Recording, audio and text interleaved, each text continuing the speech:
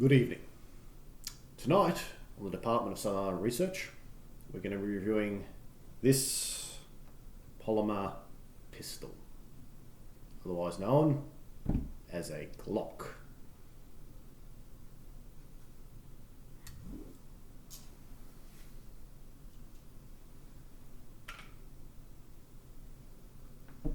Now, let's have something decent and military. Dylan!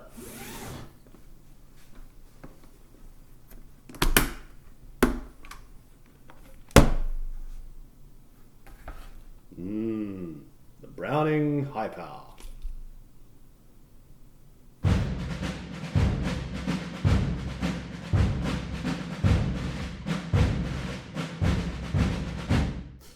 So, Browning High Power, been the mainstay sidearm of the Australian Defence Force for decades now, and with no sign of replacement anytime in the near future. Unfortunately, they don't make these anymore, which makes them somewhat a little bit collectible these days. This is a Mark III Browning, commercial production, and I've had this one for a couple of years now, so much so that I've shot snot out of it and the sears are worn out. I need to replace them. This is the gun I took to Gunsight for the instructor development course, and subsequently I learnt to shoot it rather well. They're still, despite all the positives of the ergonomics, the features of the Browning High Power, the pointability, etc., they're still a very difficult gun to master. One small error in the grip results in quite a large error on target, more so than other pistol designs. That said though, if you can use one of these to their full potential, my God, they're accurate. They're just not really designed to shoot fast.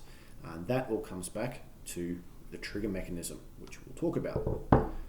So, stand issue Browning Mark III. We have lanyard loop, we have a ambidextrous safety, which obviously being a single action pistol only works when the gun is cocked on both sides. Obviously, the standard telltale Browning high power long slide release, which makes it quite easy to manipulate. There is no beaver tail as such, not an extended one anyway, so you can potentially, if you're gripping it up nice and high like you should be, there is the potential to get slide bite as the slide runs back.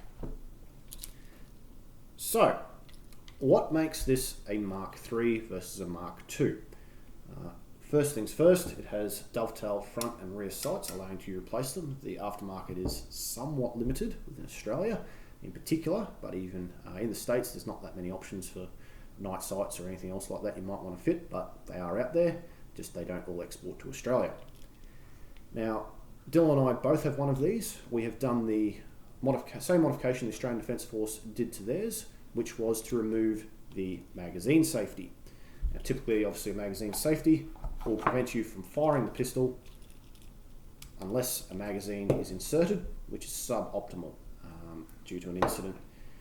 In the early 2000s, the Australian Defence Force removed all the magazine safeties in the Browning, allowing them now to be cleared, in particular, and the action fired without magazine inserted. That drastically improved the trigger pull in terms of poundage.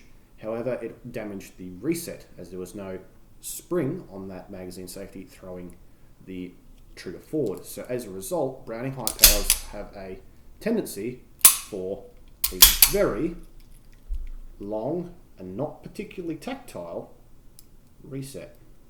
This one is just a little bit clicky due to the newer style springs with an extra coil that they fit. So internally, Mark III is a little bit different as well compared to the ones that are in service. First thing you'll note, nothing really typical. This is what the Browning high power is renowned for. The mechanism by which many copy, but the commercial Mark IIIs are fitted with a firing pin block safety. This here is your tripping lever, which is operated obviously as your trigger is pulled back. This lever here comes up. That impacts on your tripping lever, pushing upwards, which teeters downwards unlocking your firing pin safety whilst pressing down on this nub here, which is your sear, which in turn fires the hammer. Sounds rather complex, doesn't it? Well, that's because high power had to be designed around the 1911's patents in terms of trigger mechanism. Also, double stack design and a few other things. There are some other videos that explain why the high power's design is the way it is. However, in terms of durability, these things are built like tanks. There are plenty of photos kicking around online of these literally looking like they've been through a cement mixer, and stories of them being towed behind armoured vehicles, etc. on lanyards and still functioning at the other end. As long as you keep fresh springs in them, make sure the tripping levers and sears are the right height and tolerance, there's not much that can go wrong in these guns. The only thing that's gone wrong with this one is I've shot it that much, the sears have worn out, and it has a tendency for the hammer to follow the slide home, but it catches on the half-cock safety, which is suboptimal all round.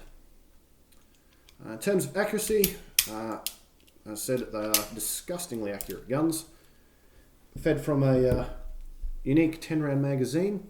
The factory ones come with this little spring here, which, as you see, when we insert the magazine, folds out of the way.